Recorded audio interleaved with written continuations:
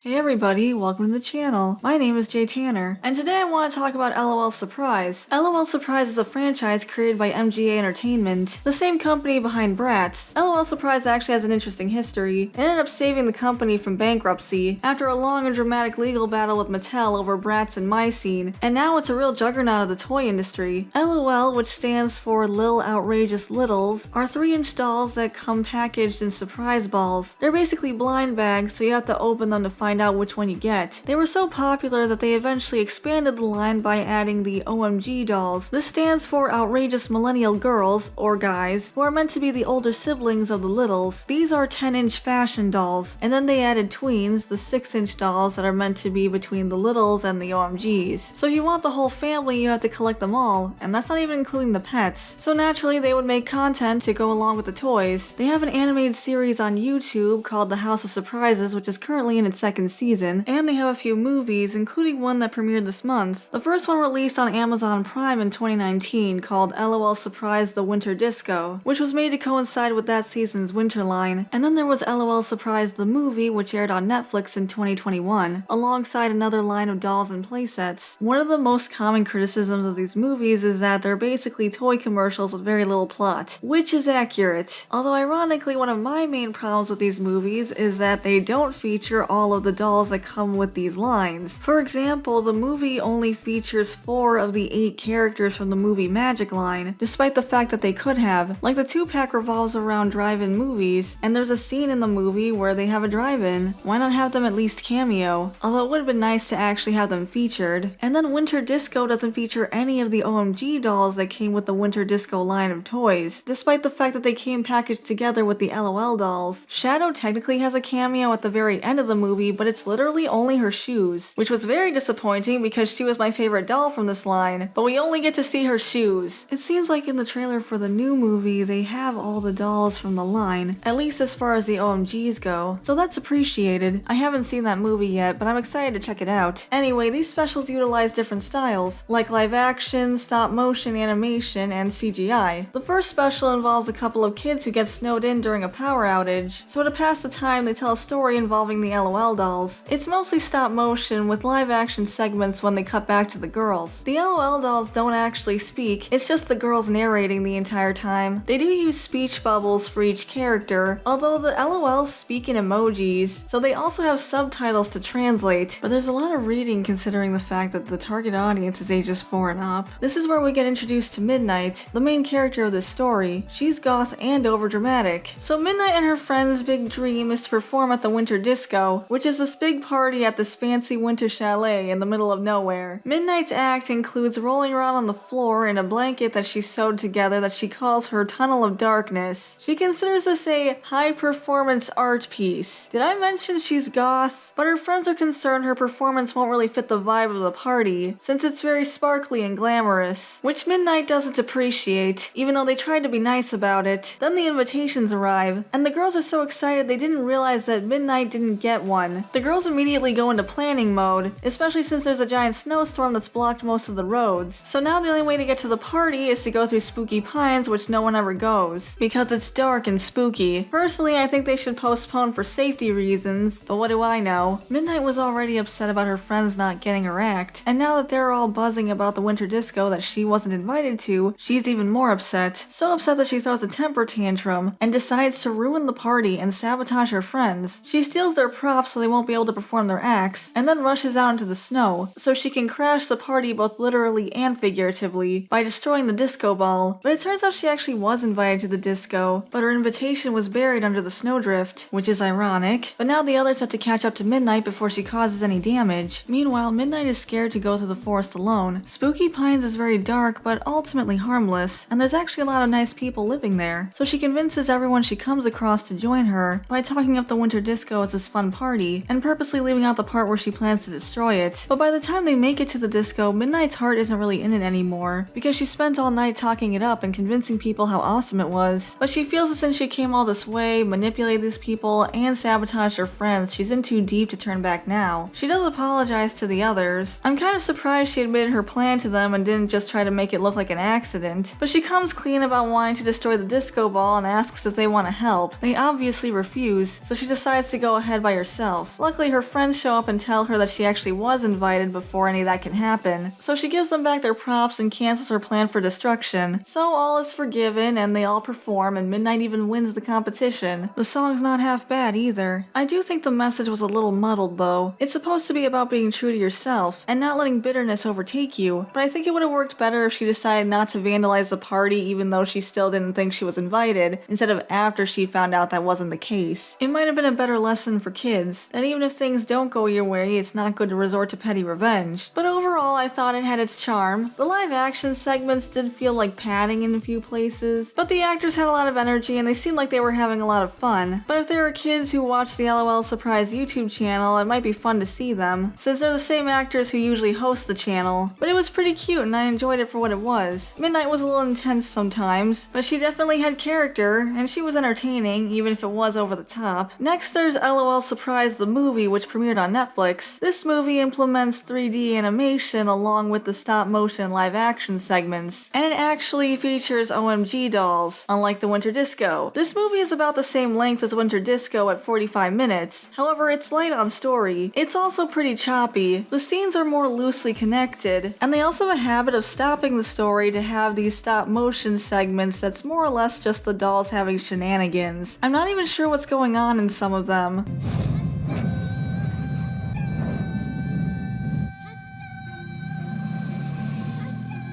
You could probably just skip these segments and not really miss anything, which is a shame because they do take up a decent amount of runtime, and that could have been put to better use, like actually feature all of the dolls from the movie Magic line. Where are my Grease characters, MGA? But as for the story, it's about a little girl named Ava. Ava likes to make stop motion movies as a hobby, which is pretty cute because it is common for fans to make stop motion videos with their dolls, but she's moving and she's very apprehensive about it. But she comes across a pair of 3D glasses, which you can actually get with the movie Magic dolls, and when she puts them on she gets transported into the world of LOL. They don't actually explain how this is happening, but in the LOL world she becomes Queen Bee, one of the LOL characters. Fun fact, the actress playing Ava is actually the regular voice actor for Queen Bee in House of Surprises, which I thought was pretty cute. So she ends up in the movie Magic studio lot, and there's a bunch of cameos. Hey look, it's Midnight! Ava ends up running into Fame Queen and the rest of the Supersonics, who are from the remix line and not the movie Magic line. However, Remix was very well received, and in my opinion is one of the best OMG lines there is, so I'm not that surprised to see them here, but it would have been nice to see the OMGs who actually came with the movie Magic lot. This set retailed for $135.99, and they don't even show up in the movie. I wouldn't mind the cameos if we got to see the whole movie Magic line, but the Supersonics are cool. Anyway, Fame Queen sends Ava off to her trailer, where she meets Royal Bee, the older sister to Queen Bee. She explains that she's working on a movie, which happens to be the same one Ava was working on in real life, but they need an ending. However, none of them can decide which ending to use, so they're going to film 4 different endings, and then pick whichever one they like the best. But the premiere is tonight, so they're cutting it very close with the deadline. Each ending is actually a metaphor for Ava to learn something, and it's all pretty on the nose, but it's also the only thing that's really holding this movie together. However, my main issue with it is that it focuses so much on Ava's character growth that the other characters don't really get a chance to shine. For example, in this first ending, Neon Licious shows up basically just to be there. She only has a few lines and doesn't really contribute anything. She's practically a cameo and has about the same amount of lines as Fame Queen did. And that's basically what happens with most of the characters in this movie. The first ending is being directed by Starlet, and it's in black and white. This represents the drama genre. In this ending, Royal Bee has to say goodbye to her old life and friends as she moves on to a new adventure. But all that happens is she gives a speech, walks down the stairs, says, "Here's looking at you, queens," and then they turn on the color, which in my opinion is not terribly exciting. The second ending is the action ending, which involves heavy use of a green screen. This ending involves a supervillain who kidnaps a superhero, and Royal Bee and Queen Bee have to save her, but it's really about Ava facing her insecurities and moving forward with her life. It has a very comic book aesthetic as the two chase each other around, but while they're driving around they run into Swag, but this is a green screen, so I guess she's just on the set randomly, doing street art, but the villain ends up crashing her car, allowing the bees to corner her, and then it's revealed that the villain and hero were actually the same person the entire time, and I'm not entirely sure why Misdirect did this, but Ava points out it's just misdirect, and then she gives up, and they win. They just don't explain anything. Why did she do this? The first one might not have been very exciting, but at least it was straightforward. Then Swag makes a reference to the Fresh Prince of Bel-Air. So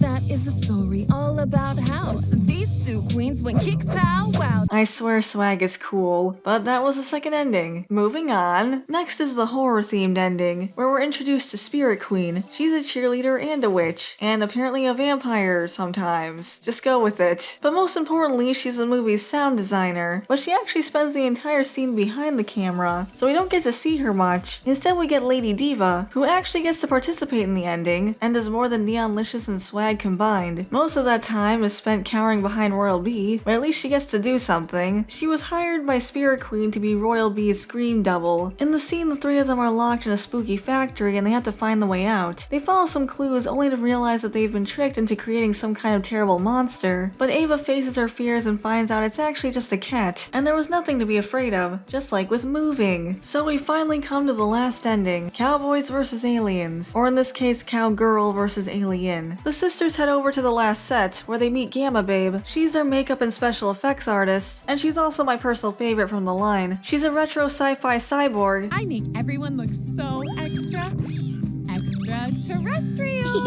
Royal B and Gamma Babe explain that they're looking for Lone Star, who is also from the Remix line, but they ran out of Series 1 characters to use, so maybe they're using Remix because it's popular? She also fits the Western setting. They talk up Lone Star, and she even has a wanted poster, which is literally just the artwork from her box. She shows up and has a stare down with the others, and Gamma Babe insists that she give her a makeover, which catches Ava off guard, because she assumed they were supposed to take her in for some unknown wrongdoing they didn't explain to her. But no, they just want to give her a makeover. However, Lone Star doesn't want to get a makeover because Lavender jeans and long lashes.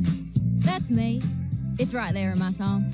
Can't change it. this is supposed to teach Ava that change can be a good thing even if you're comfortable where you are. Admittedly, I don't think it's cool to give someone a makeover when they don't want one, but kids rarely get to choose to move when their parents decide to, so I understand where they're coming from. Gamma Babe calls the makeover a challenge, and Lone Star immediately goes into challenge accepted mode, so she and Gamma Babe have a makeover standoff, but Gamma Babe handily wins, because she can immediately change her clothes using her powers, and Lone Star's idea of a makeover is taking off her hat. So Gamma Babe sets her ray gun to stunning, and changes Lone Star's hair, and I'm very disappointed there's no Lone Star doll that actually has this hairstyle. I think this is Major Lady's hairstyle, although the front isn't as wavy, but it's very cute. Gamma Babe did a good job. So they have a makeover montage, although the bees don't get involved, they just dance along. They should really make fashion packs for these dolls. So now that they've filmed all 4 endings, all the others show up, and ask Royal B which ending she'll choose to officially add to the movie, but she begrudgingly admits that she still can't decide. She likes them all too much. So Ava gets the idea to splice all 4 of the endings together to make one new one, which is pretty choppy, but that's not really the point. The movie itself being finished isn't what matters, it's Ava's character development. She gives everyone a pep talk going over all the lessons she learned from them. Although she didn't say anything nice about Lone Star, which is a little sad, other than saying her makeover looked good, but she contributed to the lesson too. She taught her not to be stubborn in the face of change, but either way, the lesson is learned. She edits all the endings together, but then she trips on a bag of chips, and that's how she gets back to her own world. But now we get the true climax of the movie, where she tells her mom that she's very excited to move, and the mom brings her to the LOL Surprise movie that's just premiering, and ends up being the one that she was working on at the beginning of the movie, bringing things full circle, and all the dolls dance. Also, Lone Star went back to her original outfit, so I'm glad she got to choose her look in the end. The hair though, but I guess she wouldn't be able to wear her hat with that hairstyle. Still fabulous though. But then Royal B wonders where Queen Bee is. Queen Bee shows up saying that she's fashionably late, but it's really Ava because she still has the glasses that transported her to the doll world to begin with. I hope she doesn't have to trip on something every time she wants to go home, but I also wonder how canon this is to the House of Surprises. Where's the real Queen Bee? Overall, this movie is flawed, but I did have a good time with it, although I did skip most of the stop motion segments.